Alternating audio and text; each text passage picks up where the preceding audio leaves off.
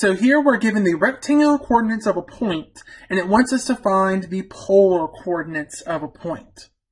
Well, first we need to know what we're looking for. In general, the polar coordinates of a point will be a radius r and an angle theta. But here we're given a rectangular coordinate. So we're given x, which is the negative square root of 3, and y, which is equal to 1. Well, using our Pythagorean theorem, we should be able to find our radius pretty easily, because we should remember that x squared plus y squared is always equal to our radius squared. So we can just plug those in and solve for our radius.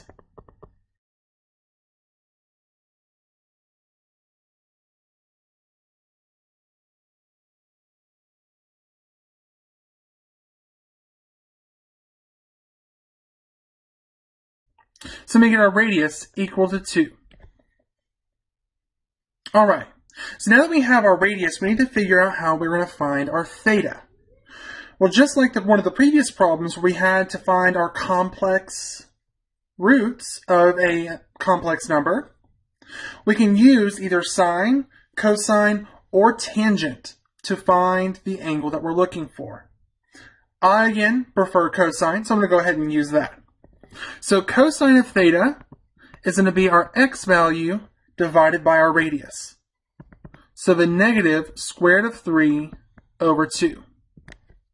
So we're going to look at our unit circle and find which angles make cosine of theta equal to the negative square root of 3 over 2. And that's going to be either 5 pi over 6 or 7 pi over 6. But we need to figure out which of these angles is going to be the correct one. So just like before, we can graph the point we are given and see which angle will get us there.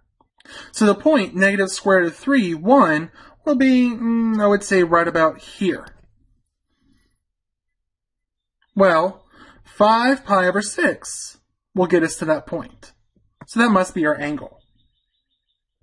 So our answer is going to be 2 5 pi over 6.